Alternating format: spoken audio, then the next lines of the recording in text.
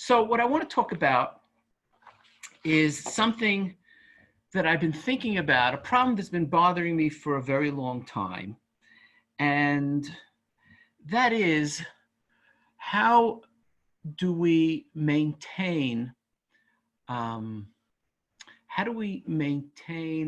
allegiance and the word in Hebrew is nemanut, faithfulness. How can we be faithful to our tradition, to maintain uncompromising commitment to our tradition on the one hand, and be open and tolerant to people of other traditions or people who choose not to live by any tradition?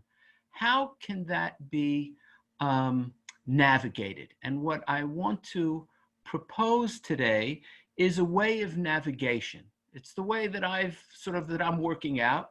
Everyone is open, I just want to provide food for thought in this context. And I think Ma'amad Har Sinai is a very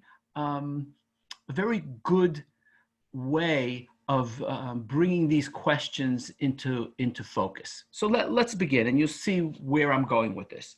So I had a modern Orthodox upbringing. I went to Eitz Chaim Elementary School in Borough Park. So I'm using my own experience to generalize and say, like, how do we generally view revelation? I didn't even know what the word revelation was when I was in first grade, but I knew what it was without knowing what the word, because we believe that God gave, and I still believe that God gave the Torah at Sinai.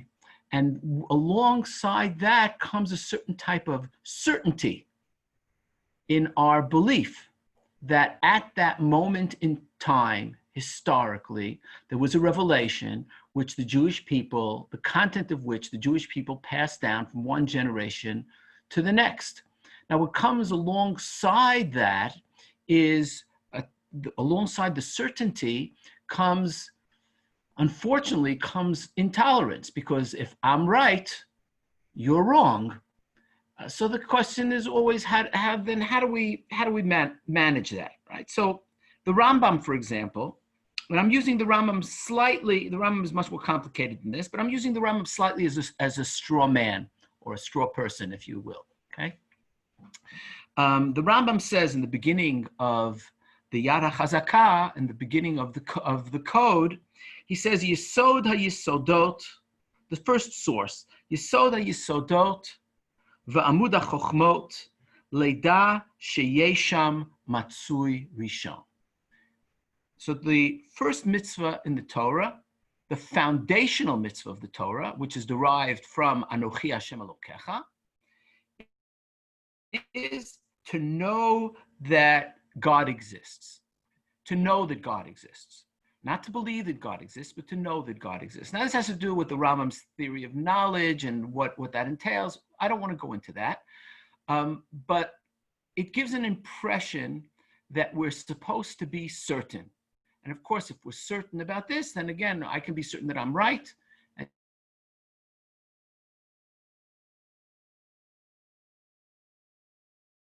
Wrong. Okay, but when we take a look at, now back to the psukim around Ma'amad Har Sinai, the verses in the Torah leading up to the giving of the 10 Commandments, okay? And I just want to read through the psukim so we can get into the mindset. The psukim, Vayhi Kol, this is from the 19th chapter of Shmot. Vayhi Kol Shofar Holech v'chazek me'od, Moshe yedaber v'ha'elohim ya'anenu b'kol. Right, the sound of the shofar was getting stronger and stronger. Moshe would speak, and God responded to him with a voice. Okay? We'll come back to that passage. That's really the key passage. We'll come back to that. Vayered Hashem al Har Sinai el Rosh Har, vayikra Hashem leMoshe el Rosh Har vayal Moshe. God comes down to the mountain, and he calls Moshe up to the mountain, and Moshe goes up to the mountain. Vayomer Hashem el Moshe reid ha'ed ba'am pen yersu el Hashem l'rot v'nafal mimenu rav. And then God tells Moshe, go down from the mountain and tell the people, lest the people come up to the mountain and are decimated. And even the Kohanim, they're also in peril. Vayomer Moshe el Hashem lo yuchal am la'alot el har Sinai ki ata ha'edot banu leimor hagbel et har v'kidashto. So Moshe says he has no worries. The people have been warned not to climb the mountain, so therefore they won't climb the mountain. God is not impressed. Vayomer elav Hashem lech reid. God insists that he should go down. Ve'alita ata va'aron imach. And then come back up, you and Aaron. But the people, beware, they should not go up the mountain, lest they be stricken. Vayered Moshe el ha'am. So Moshe goes down to the people. Now he's supposed to go back up, but it never says that. Vayomer lehem, vaydaber Elohim, it called v'ma eila leimor, anochi Hashem Elokecha. And the rest is history, so to speak, right? And the rest is Aseret HaDibrot. Okay. Now, if we look at these psukim, do you all have the psukim in front of you? Okay. Actually, I want to make sure you have the psukim in front of you. I'm going to share my screen for a moment. Okay. Let me just find it here. Here it is. Okay. So I just want that we should be with these psukim for a moment together. Okay. These psukim convey anything but certainty. They convey confusion. So let's start from the end, actually, right? The very end of this set of psukim is Vayidaber Elohim et kol advarim ha'elu leimor. Who's speaking? God is speaking. Okay. Then we move up a little bit, and we have Moshe is actually speaking, because it says, Vayered Moshe el ha'am, vayomer alehem. So who's speaking? Moshe is speaking. So if we start from the end, like where you generally start Aseret HaDibrot, right? It sounds like God is speaking. You go a pasuk earlier, it's Moshe speaking, saying that God said, okay? And then we have the whole choreography problem, because God comes down, Moshe comes up, God tells Moshe to go back down, he goes back down, he comes back up, God tells him to go back down, and there's no record that he went back down.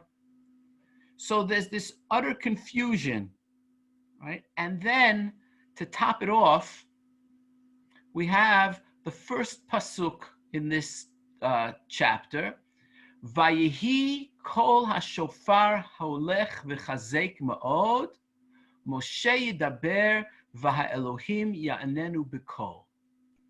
The sound blast of the shofar is getting stronger and stronger. Moshe would be speaking, and God would be answering in a voice or in a sound. So that is a little confusing. Right? Who spoke the Dibrot? Now, we could go here. Let's go back here. Let's see each other again. Okay, so we could. I think it's a machlokas between the movie The Ten Commandments and the movie The Prince of Egypt, right? Whose voice is it? Whose voice was it? So in Cecil B. DeMille's movie, God's voice is another voice, and it's a powerful voice that overwhelms Moshe. If you remember, I mean, there was a time, Chol HaMoed Pesach, I used to watch this with my kids, so I've seen it like 25 times. When I think of God's voice, I actually think of Yul Brenner, so it shall be written, so it shall be done.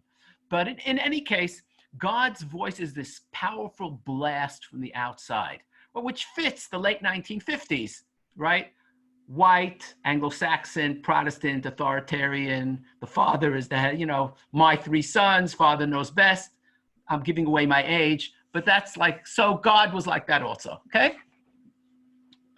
It's more analysis of American culture than it is of the Bible. But in any case, so God is this other voice, which is very powerful. But by the time you got to the 1990s and you have the Prince of Egypt, so there was a whole debate when they made the movie. You remember the Prince of Egypt, right? So that I didn't see as many times. Well, first of all, it was a cartoon. But in any case, so God's voice, it was a whole question of how to present God's voice. Should it be a man's voice? Should it be a woman's voice? Whose voice should it be? So they came upon a really excellent idea, which I thought was brilliant. It was Moshe's voice. Okay? So the question I'm asking here is, whose voice is it? Whose voice did the people hear? And when you look at this first pasuk, Moshe yidaber v'ha'elohim ya'anenu b'kol, it sounds like not the way I was taught in first grade. It sounds like it was Moshe's voice. Now I want to take a look at a short 2 lines from the Talmud, from Masechet Brachot. So the Talmud learns a specific halacha from this passage. I'm going to share my screen again. I'll go back and forth a little bit, because I want to know that sort of literally we're on the same page here. Okay, so we have in Masechet Brachot the source here, if you can see, that I've highlighted now, right? Amar Rabbi Shimon ben Pazi, minayin she'ena mitargem rashai lagbiya kolo yoter min hakorei, shene'emar Moshe yidaber v'ha'elohim ya'anenu b'kol. She'ein Talmud lomar b'kol, u'ma Talmud lomar b'kol, b'kolo shel Moshe. So what is this halacha? So we have to know that in the time of the Talmud, when they read the Torah publicly, they also had a mitargem, someone who read it immediately afterwards, who read the passages in Aramaic so that the people should understand. And that was the custom of Yemenite Jews until very recently. So there's a halacha that the mitargem, the person who's reading the Torah in Aramaic, the translation, should not read in a voice which is louder than the person reading the Torah itself. Right? Shelo yagbia kolo yoter min hakorei. That's probably because we don't want to confuse what's in the Torah and what's the translation of the Torah. Like the same reason we have different fonts. Right? The reason that Rashi is written in Rashi print, even though Rashi didn't write in Rashi print before there was the printing press, but he didn't write in that type of script at all. But the printers adapted a Spanish script to go alongside the more normative script to distinguish between the text of the Torah and the commentary. So this is sort of a vocal way of making that distinction. That's how I understand the Talmudic, the halach and the Talmud. So in any case, so the Talmud sort of relies on this passage to support that halacha. Now let's look at that carefully. Minayin she'ena mitargem rashai lagbia kolo yoter min hakorei. How do we know that the translator is not allowed to read loud, to raise his voice above the voice of the reader of the original Torah? Shene'emar Moshe yidaber v'ha'elohim ya'anenu b'kol. And what does that mean, b'kol? The Talmud goes on, b'kolo shel Moshe, the voice of Moshe. In other words, the way we're interpreting it is not louder than the voice of Moshe. Now, we have to hold on 1 second, right? If I would ask you, let's put this piece of Talmud aside for a moment. And if I would ask you, right, if I would ask you, who is the reader of the Torah and who is the interpreter or the translator, because every translation is an interpretation, right? So, the joke they say that in some shtetl in Poland, they translated Shakespeare into Yiddish and they were putting it on in Yiddish. And they said, Shakespeare, ibegeteichten gebessert, means translated and improved, right? So every translation is an interpretation, right? So who's the person who's reading the Torah and who's translating or interpreting the Torah? Who would you say? Who's the reader and who's the translator? God is the, you can unmute yourselves now, right? What is God's role in this? Right? Unmuting yourself is very symbolic in this context, right? So yeah. So who's God in this context? God is the Koreh, wouldn't you say? And Moshe is the Mitargem. Moshe is the interpreter. Moshe is the translator. That's what we would say. The source is God, and Moshe is bringing it to the people, right? It's like, you know the term hermeneutics, right? Hermeneutics is parshanut, is explaining things. That's because it's the god Hermes who brings Zeus's truth to the world. So that's where hermeneutics comes from, right? So Moshe is Hermes, right? Moshe is Lahavdil, right? Moshe is bringing God's wisdom into the world. So it should be God is the Koreh and Moshe is the Mitargem. But the Talmud says the opposite. And the truth is, the Psukim seem to say the opposite. The Talmud says, Moshe yidaber v'Elohim yanenu b'kol. God had to be careful not to raise his voice louder than Moshe's voice, because Moshe is the Koreh and God is the interpreter. It's like hafuch al hafuch. It's like the opposite of what we would have said, okay?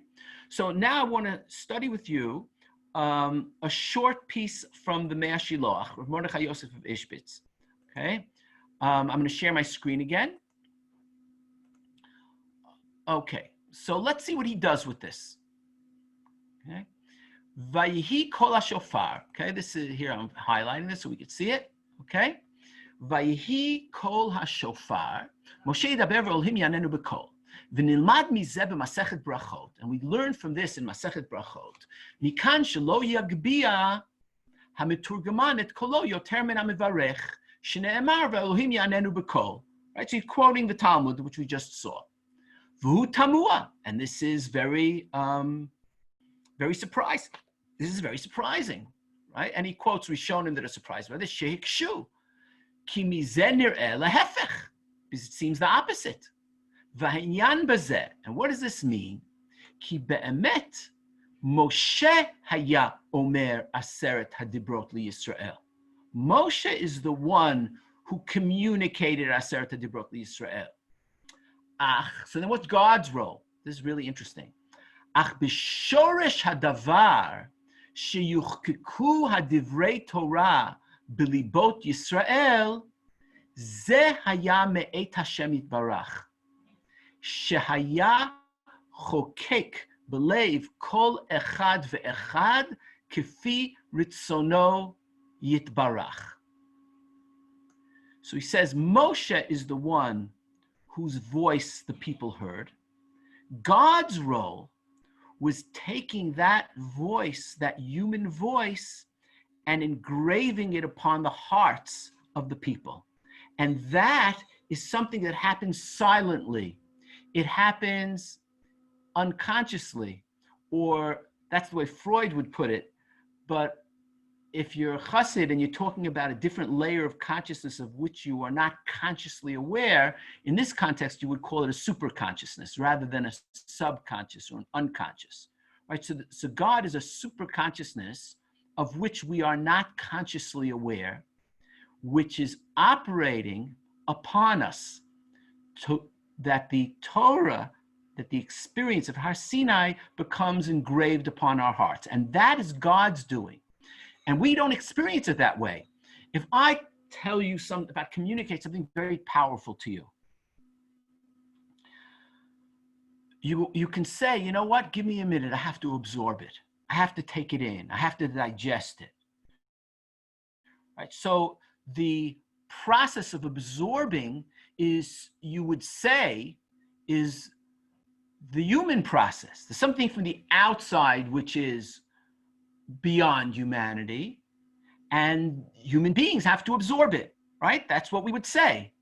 But he's flipping it around, right? The first way is very modern Orthodox, if you get my drift. In other words, it's very clear that God is over there, and we're down here, and it's very different, and God is communicating something that I hear, and I have to absorb it, right? And that's Torah Shebechtav and Torah Sheba'al Peh. There's a lot of stuff about that, right? But he's saying that what's really happening is that the mediation of the Torah in the first place is through a human being. And the absorption of the Torah, which seems to be human, is God. It flips it around.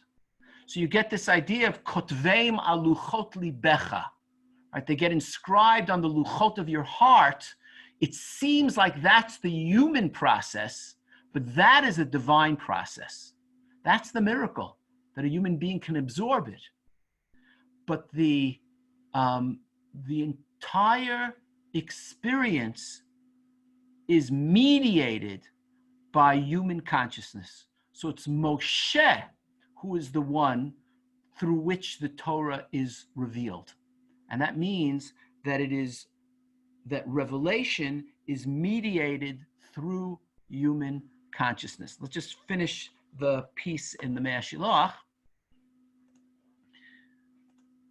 Okay, so he says, Ach be'emet, ki be'emet, I'm over here, Moshe haya omer aseret hadibrot liYisrael. Ach b'shoresh hadavar shichkuku adivrei Torah b'libot Yisrael, but the engraving of the Torah in the hearts of the people, ze haya me'et Hashem yitbarach. That was from God. She'ach chokek b'lev kol echad ve'echad kefi ritzono yitbarach. Everyone is different also. Everyone grasps the Torah differently because God engraved it differently according to his will or according to the person's will. And that also is obscure. Whose will is it that conditions the grasping of the revelation? Is it God's will or is it your own will? Do you see what's not clear here? Kefi ritzono. Right, belev kol echad v'echad, kefi ritzono. Whose ratzon? Whose will? God or the human? You know what the answer is? The answer is yes. Okay, not this and that, but yes. It's a paradox. Yes. Okay. You have to wrap your head around that. I can't go beyond that right now, okay? Or maybe ever, but let's continue, okay? So, v'zeh ha'inyan asher Hashem yitbarach, and that's what he says, that's why it's God, kiviyachol nikra meturgeman. God is the translator. Hainu achar shiatzu aseret hadibrot mipi Moshe Yisrael, after the 10 Commandments emerged from Moshe to Israel, Chazar HaKadosh Baruch Hu v'chakak otam bilibam. Then God took it and engraved it in their hearts. V'zehu shelo yagbia meturgeman et kolo. And that's what it means when it says that the meturgeman, namely God, should not raise his voice, because we have to experience that absorption as our own. So God has to do it silently. Not to raise your voice for God not to raise his voice means that his engraving it upon our souls does not happen to us consciously. If we were conscious of it, then it would be too loud. Okay? So what we have here, the very important point, which is, I think, the key to solving or responding to my problem, right? Namely, how can we maintain tolerance in the face of ultimate commitment to tradition? So the first step is to realize that the revelation at Sinai is mediated through human consciousness, right? And what is that? There's something very poignant about that. And I want to look with you at a short piece from Rab Tzadok HaKomi Lublin, who is a disciple of the Mea Shiloach. This is all Rab Tzadok died in the year 1900. Okay? So he says as follows. He talks about revelation, and he says, we'll start in the middle of this piece here. Okay? V'hainu ki chokhmat Hashem yitbarach hu vadai ein sof. K'mo shu kiviyachol ein sof. Rak ma shemitgale mimenu ba'olam hazeh כפי מה שאפשר לעולם הזה, שהוא בעל הגבול להתגלות בו לפי גבולו. So he's saying, since God is infinite, so how can the infinite, this is the mystery of Sinai, because Sinai is the story of how God comes into the world, along with creation. So how can the infinite be bound up and reveal itself in the finite world? So he says God is infinite, and the revelation, but what's revealed of him in this world, and then he has these words, in as much as it is possible at all, there's something like painful and poignant about that. Right? God is revealed, the infinite is revealed in this world, just only in as much as it's possible to reveal the infinite within finite boundaries. Right? Shehu bal gvul litgalot bo kefi gvulo vu etzem briat haolam hazeh. Right? And that's what creation is about, because it's the revelation of God only in as much as it is possible. וכפכך לפי שיעור זה נתגלית התורה שהיא חוכמתו יתברך. And the revelation of the Torah is limited by human possibility. Another way of saying that is that the revelation of the Torah is mediated through human consciousness. It must be so. There's no other possibility. You could say the stage of revelation, according to this reading, which has its roots in the pshat of the parsha, certainly in Chazal, and with what the Hasidic masters did with it, the stage upon which God reveals himself is not a mountain in the desert. The stage upon which God reveals himself is human consciousness. We may tell the story in the form of a mountain in the desert with fire and clouds and thunder. We may tell the story that way because those are the way we experience it. Right? But the revelation is in human consciousness. It's inside. Right?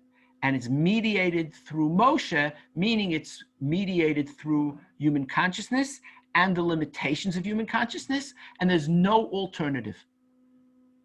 Okay, that's very important. It's not good, it's not bad, that's the way it is. Those are the limitations of reality. Now, there are a number of very important ramifications that emerge from this understanding. And they all lead, I believe, to humility. The first, I'm going to share my screen again. The first is a short piece from the Sefer Ma'ori Naim. That's Rav Nachum of Chernobyl, who was the great-great-great-grandfather of Rabbi Professor Twersky from Boston, who Isidore Twersky, who passed away, I don't know, must be 20 years already. So he says as follows, V'chol echad kifi ma shehu adam kach ro'eh batorah. Every person, in as much as they are a human being and how they are as human beings, they see the Torah according to themselves. Okay? Now, he says, Al yidei levushim. Levushim is an extremely important concept. Levushim is clothing. But in this context, it means that the clothing that he's talking about, when you say you perceive the Torah according to the clothing that you have, it means in a sense, according to the glasses that you're wearing. We perceive reality according to the lens through which we are looking. Those are the levushim. So for example, if I'm a Marxist, I'll interpret everything in terms of economic power struggles. If I'm a feminist, I'll interpret everything in terms of the struggle between the genders.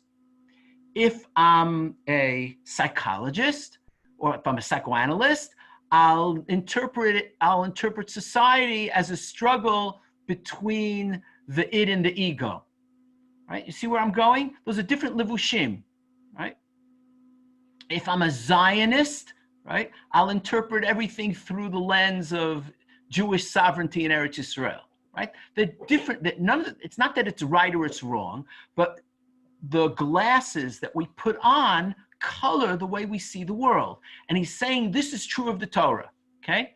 Shemesig, this is very, very important.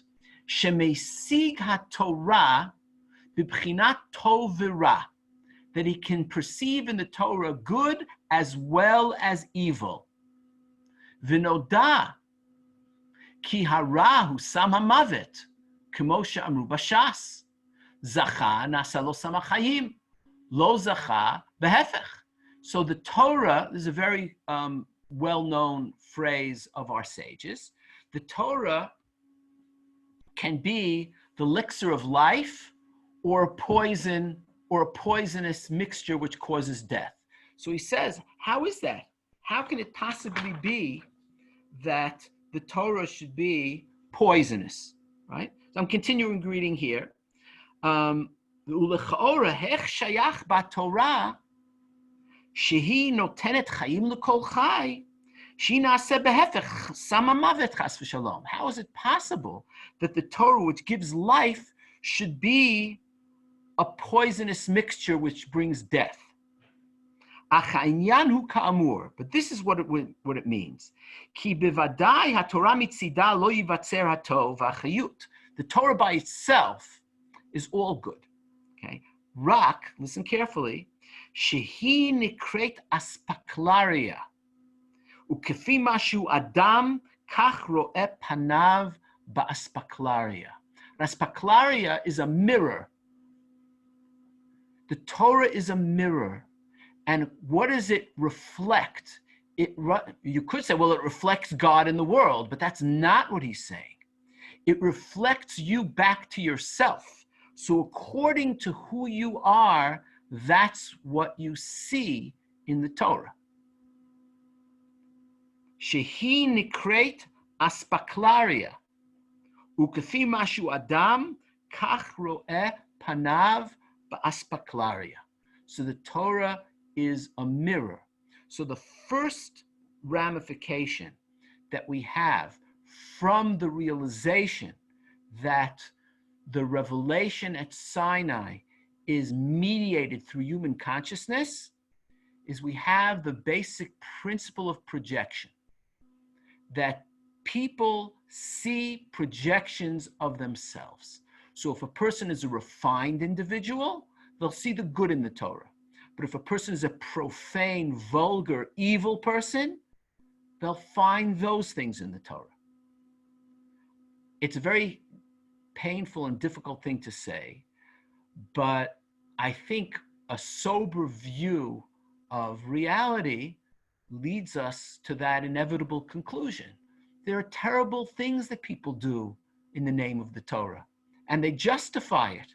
And they have their psukim and their gemarot and their mefarshim, right? They just convicted somebody for setting the Arab home ablaze in Duma, right? Where a child was killed, a child was murdered, right?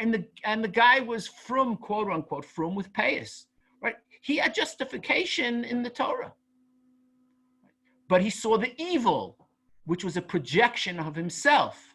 And he was able to justify it. based on that, right? So there's, and this has to cause a certain amount of humility, that we have to realize that what we're seeing is projections of ourselves, and that puts a very great responsibility upon ourselves to refine ourselves so that we see the life in the Torah and not the death in the Torah.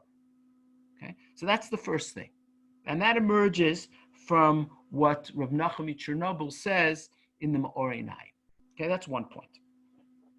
The second point, which emerges from this realization, okay, is another piece from the Mea Shiloach in Parshat Matot. Okay. We have, excuse me one second. We have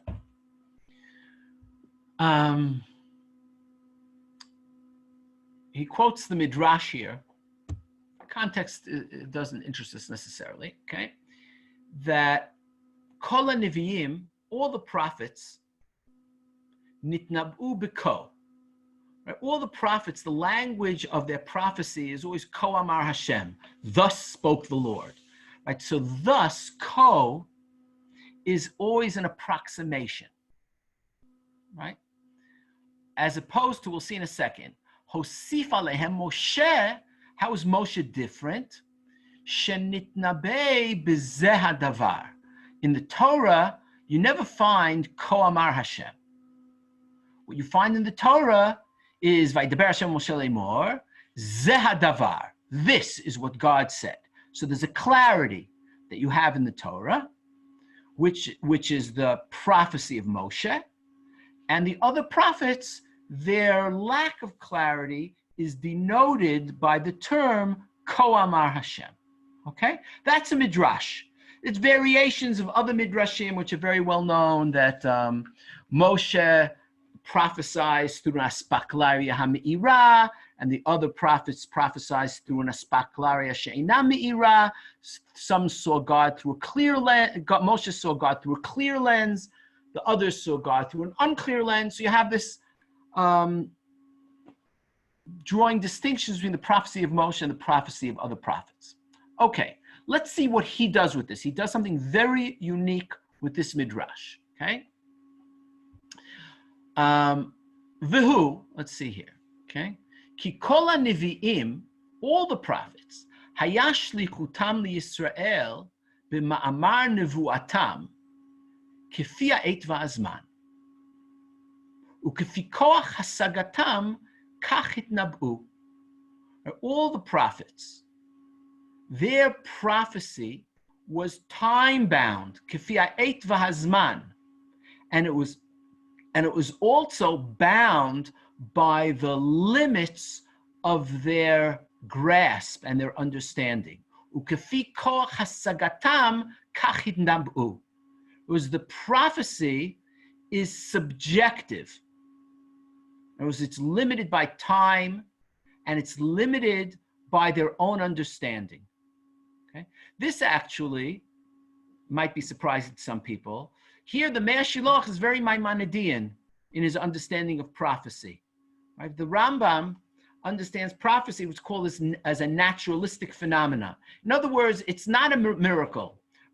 Because God is always broadcasting, according to the Rambam, and it's just up to people to refine themselves. For the Rambam, it's to refine yourself intellectually, but it's up to people to refine themselves in order to be able to sort of tune in to God's wavelength.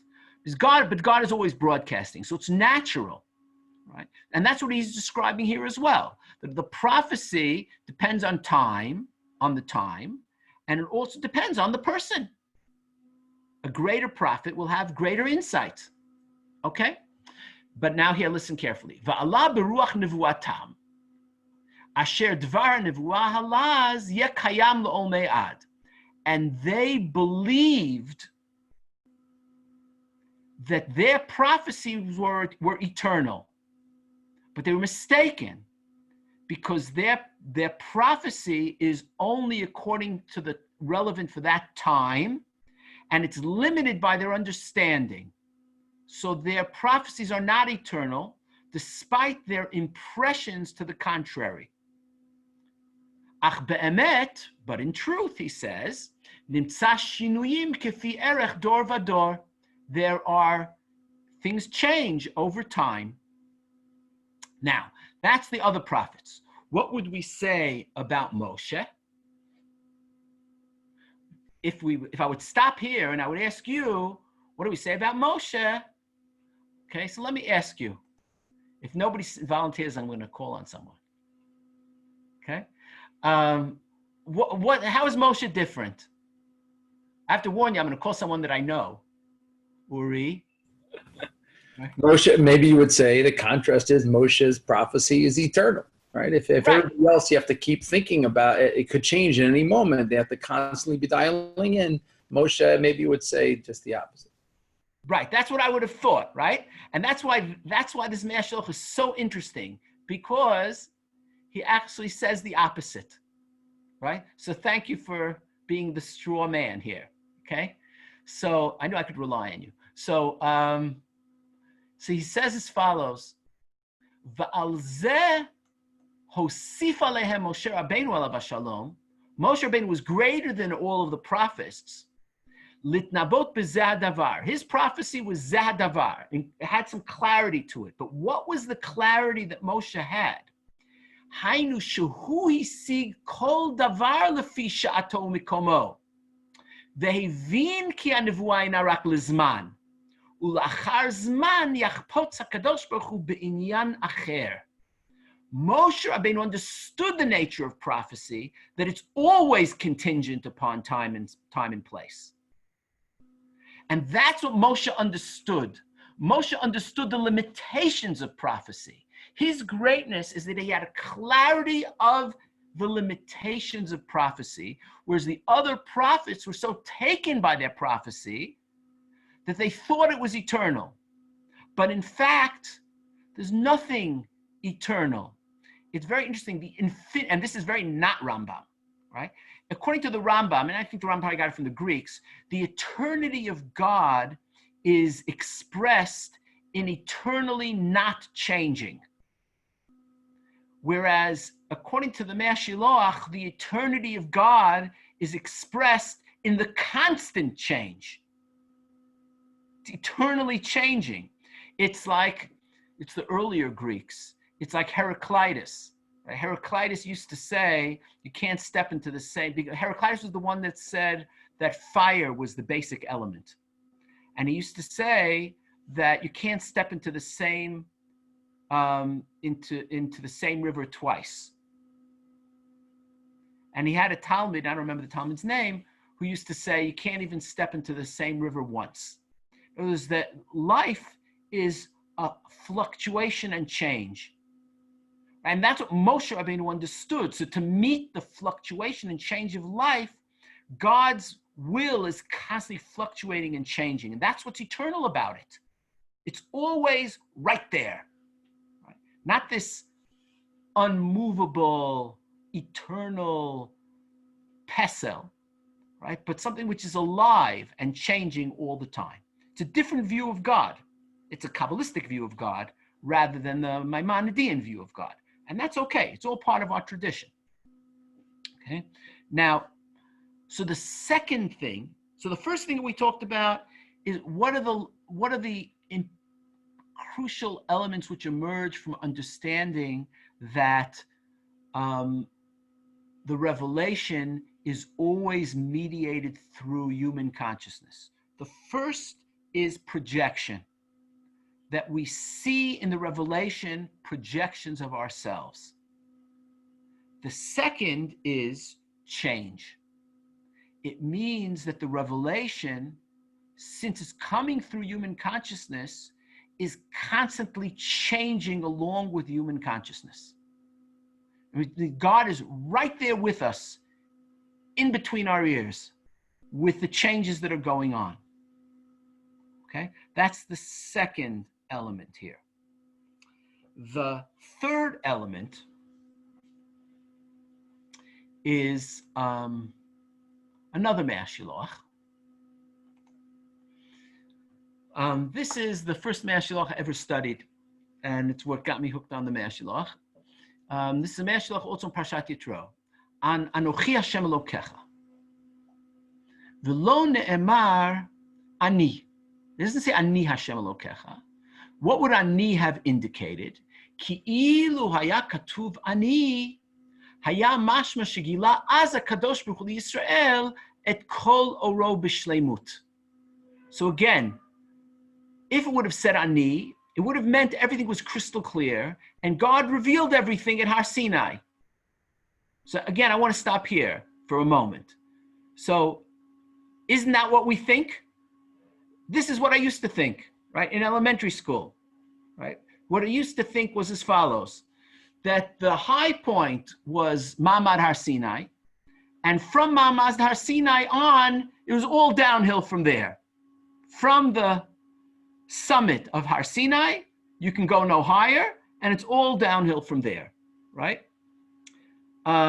So that, and you have support for this from the Talmud about Yeridat HaDorot, you know, the devolution of the generations, right? And if the previous sages were like angels, then we're just people, and if they were like people, then we're like chamorim, we're like donkeys, v'lo kechamoro shel Pinchas ben Yair, but not as good as the donkey of the Tana Pinchas ben Yair, right? So Chazal say it with a sense of humor, right? But there's a Yeridat HaDorot, right?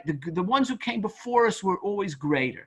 So that what the experience or the type of religion that creates is like a religion of nostalgia, so to speak. It used to really be good, and I think a lot of people experience it this way. Right? And I think we have to free ourselves from this, but it's there, right? That what was much better than what is. And so that's a religion of nostalgia. But you know what they say about nostalgia is that nostalgia isn't what it used to be. So I think that the Mea Shilach is presenting here a different way of looking at it. He says, if it would have said, Ani Hashem Elokecha, that would have indicated that everything was revealed completely. And what would have been wrong with that? V'lo yuchlu achar kach la'amik b'dvarav, ki kvar gila hakol. Because then afterwards, there would be no way of going more deeply into what he said, because everything was revealed already. Achakaf moreh, but the letter kaf indicates she'eino b'shleimut, that the revelation is not complete. V'rak dmut u'dimayon hu la'or sheyigaleh HaKadosh Baruch Hu la'atid. So the letter kaf, in Hebrew, it's called the kaf hadimayon, the kaf of comparison. The kaf of comparison, just like the Ko Amar Hashem, the kaf of comparison means that the revelation was incomplete and imperfect. This is really staggering because he's saying it's as if it says, Ani ke Hashem Elokecha. It's not I am the Lord your God. What you're seeing here is something like me, but it's not me. It's a projection that I'm putting out there, an incomplete picture that I'm putting out there. And why did I do it that way? So if you go back to Rab Tzadok, there's no choice, because the revelation can only be as much as it can be in this world, right? So he says, "V'chol ma sheyasiga adam yoter amkut b'divrei Torah," and as a person perceives things more deeply, yireh she'ad ata haya b'choshech. The person realizes when they thought they understood something, and then they understand something more deeply, and then they have a different type of revelation. They have a revelation that they didn't understand. That's a very subtle type of revelation. It's a revelation of Hester Panim. It's a revelation of darkness. Think about it for a second. You know, we say some people, they're so out of it, not only don't they understand, but they don't even know that they don't understand, right? So when a person realizes they didn't understand something, that could be very revelatory. That's a revelation of ignorance. I didn't know how much I didn't understand. That's a revelation. And you need that revelation in order to grow.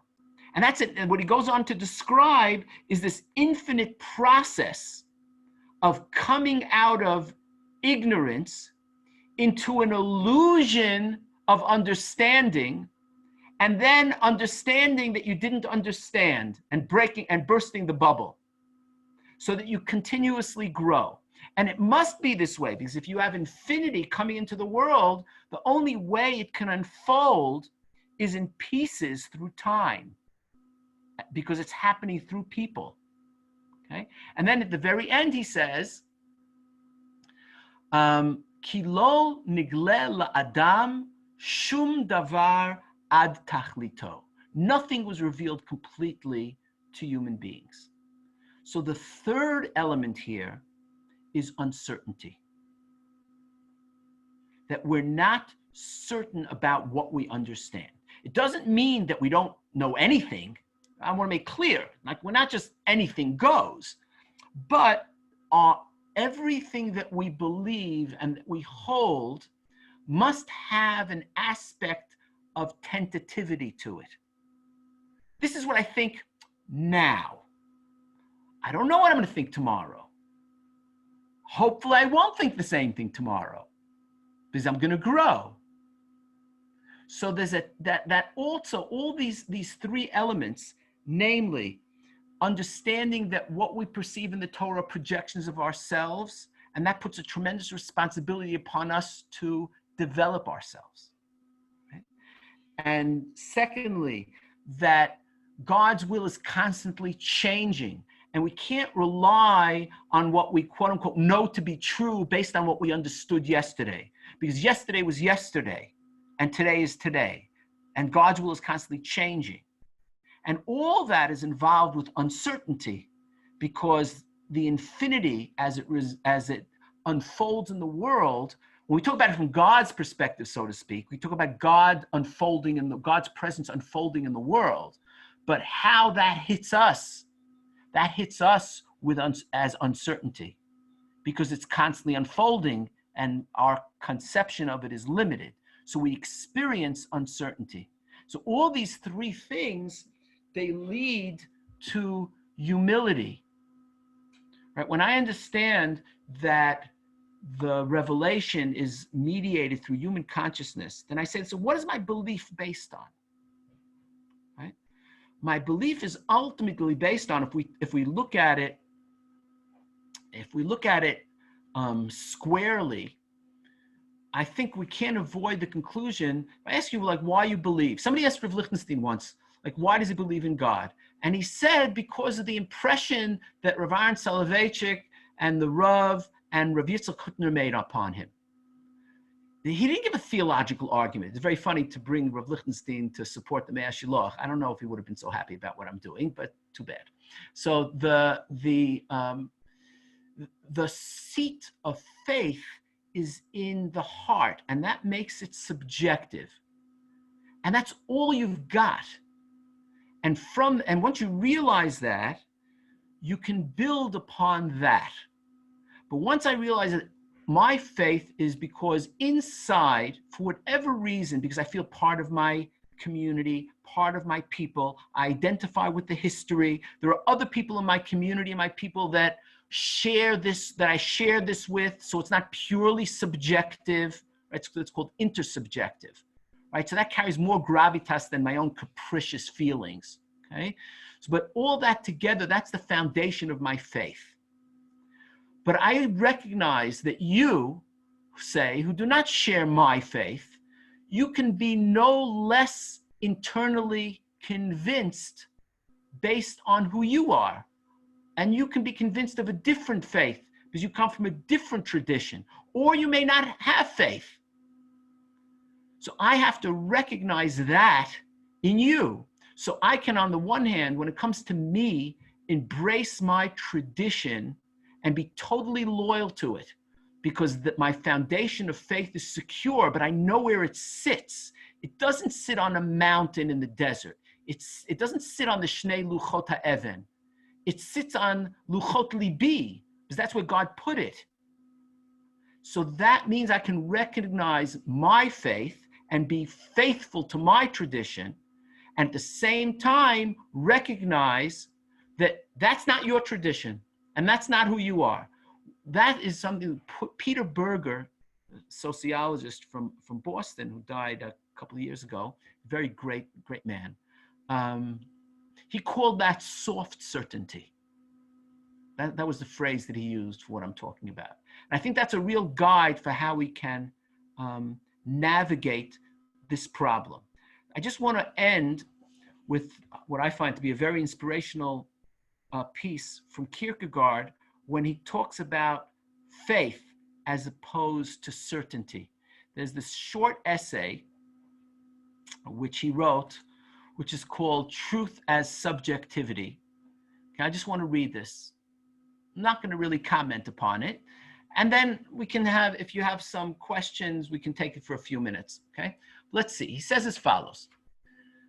This is Kierkegaard from Truth as Subjectivity. Without risk, there is no faith. Faith is precisely the contradiction between the infinite passion of the individual's inwardness and the objective uncertainty. If I am capable of grasping God objectively, I do not believe.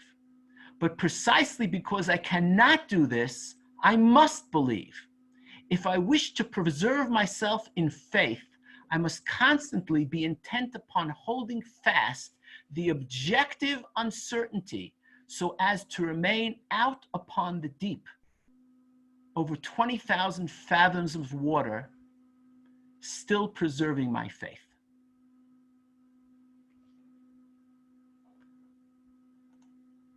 Can absorb that for a moment. You have to read that a couple of times. Okay. I'll be happy to take a few questions. Maybe Ruth, you want to moderate it? Sure, happily. I see Helene's hand. Helene? Yeah. Unmute yourselves. Thank you so much for sharing. And I remember, for me, we can all, I want to just ask you something. We all believe in the same, if you and I believe in the Jewish tradition, say, which I do, but we all, a rabbi once said to me once, everyone has their own concept of God. So I can still believe in the same tradition as you and have my own concept of what that is and my own belief in God. Isn't that correct? Yeah, I wouldn't limit it to concepts though. Concepts are a little too intellectual for my flavor. Okay. But in other words, your experience of God would be different than mine, and that depends on the human being that you are. Not only what you think, but it depends on the human being that you are. And I have a cousin, I think, who studied with you, David Waldbaum. No, I don't remember him. Okay. Let's take Uri. It's nice to see you again, Helene. Thank you for answering my question. Thank you so much. Rav Hefter, thank you so much. Yes, Rav Uri. Thank you so much. I was just curious if you could wrap this idea, the Torah of uncertainty, into a message for this COVID shutdown period. So many people are living with uncertainty and they think it's really negative uncertainty. That's how everybody frames it. It's so uncertain. We don't know when we're going to open again. I don't know when I'm going to go to school. Maybe there's camp, maybe there's not. So uncertainty is often framed in our culture right now specifically as a really negative thing. And I'm curious how to turn it around, because the Torah of uncertainty, as you're framing it here, is so important. It's such a fundamental value. And maybe it gives us strength actually to embrace uncertainty as a larger operating principle in our life. So I'm just curious if you could say more about that. Okay, so I'll say two things. First of all, I'm very hesitant to get too halacha l'maisa about because Be'ezrat Hashem, the coronavirus will disappear and it'll be a bad memory. I mean, obviously people suffer, the people who suffered and people lost people, that's something that's going to be very, very deeply engraved upon people and people never forget that. But as a whole, it'll become part of history and people remember there was this Leila Seder when we were alone and we couldn't invite who we wanted to invite. So I want this type of Torah to transcend that, So I don't want this to turn into a corona vort. There's a lot of stuff going on corona Torah, right? So, but on the other hand, I think your question is a really good question.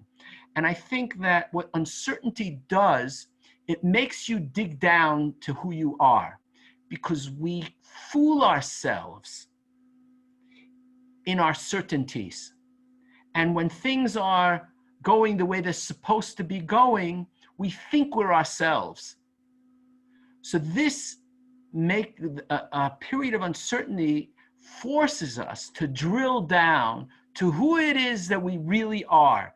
What are our real relationships? What do we really need to be doing? So I think it becomes an opportunity of silencing all the static that goes on.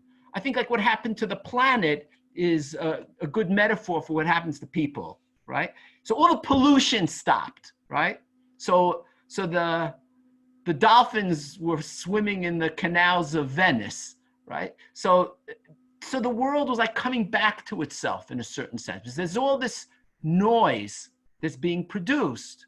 So there's all this conscious noise that people produce, and you don't hear you don't hear yourself.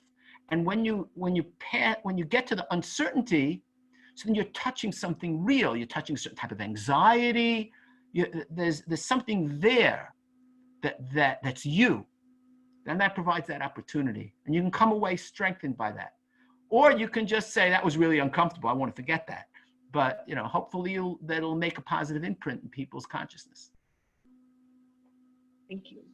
Any other questions? Or just unmute yourself if you have a question. Okay, I actually had one quick question, and right. that I was just curious, Rav Hefter, about sort of the three categories you listed. And the first being, you have to read it like we all read the Torah to ourselves, and you gave the example of the man who killed a child. How is that different? Like, how do we determine when we're reading something through our own lens and when we're reading, like, I guess I can't even like retain all of it, but basically, like, is the Torah always objective or is it always subjective, right? Because like sometimes that person may not think of himself as reading it through his own lens of violence and terrible things, right? He may think he's reading the Torah genuinely. So who gets to determine who's in which category? To himself, and he's clueless to himself and to the Torah. So how do we know? That is the question of questions. So the short answer is we never, I hate to break it to you, I'm probably at least 20 years older than you. I don't know, right? So, but I'm gonna pull like some wisdom from life to respond to your question, and I hope you'll forgive me. That we don't know, but that doesn't mean that what I'm saying isn't true. Because we've got to get used to first. This is the first thing. Let me just say a little more. But the first thing is we never really know, and we could be wrong. That's what this is about. It's about humility. Like I can hold fast to something, but at the same time, there's a piece of my head that says, you know what? You're only a human being, and you could be wrong. I could be wrong in what I'm saying now. That would be like a solipsism. I can be right. I can be wrong about being uncertain, but in any case, so that's the first thing, is that you never really know. But that doesn't mean we're helpless, and that doesn't mean that nothing has meaning. I mentioned like just very, very quickly the idea of intersubjectivity. Because if it's only me, then I gotta think, if the whole world thinks one thing and I think another thing, so maybe I have to question myself, right? After I question myself, I might still say, you know what, I'm right, and everybody else can go jump in the lake, right? But that should give me pause. And there are different types of questions. It's complicated. There are different types of questions that have different levels of gravitas, and that need different levels of affirmation and different levels of investigation and introspection. So if I'm a Marxist, right, I'm looking at everything as economic struggle. So I have to say, you know what, maybe there's something else going on here. If there's enough data showing that the gender issue is like really important here, so maybe I have to modify my theory a little bit. Or maybe there's so much other data that I have to throw my theory out and go with a different theory, or like float around without a theory for a while, right? So you never really know, but the answer is introspection, honesty, collaboration with other people, right? For different types of questions, different levels of collaboration. You know, a question of a milchik spoon and a fleishik pot is not the same question as a pikuach nefesh question, right? And a pikuach nefesh question for one person is not the same thing as a pikuach nefesh question for the whole country, right? You need different levels of clarification for different types of questions. And you never know. You can only do your best. Rav Hefter, one more thing. It just struck me that the Meshilach piece on Matot, that what made Moshe different than all the Nevi'im was that he really didn't know. It strikes me as a very Navardic Torah. You know, the joke of, hey, look who thinks he doesn't know. So that's fascinating that there's like this overlap in some way of this deep Mutar and this deep Chassidut. That just struck me. They're different levushim. They're different levushim, but there's some sort of essence which they're grasping, which is how you can draw the kaf hadimayon between them. Love it. Thank you. Okay, well, thank you so much. And thank you to everyone for joining. Thank you so much. And we will send around the recording as soon as it's available. And wishing Rav Hefter and everyone a Chag Sameach, and may everyone continue to remain safe and healthy. Thank you. Thank you very much, and I hope to be able to visit you in person. Yes, God willing, God willing. Looking forward to that day. Absolutely. Thank you. All right. Rabbi, take care, everyone. Have a wonderful Shavuot.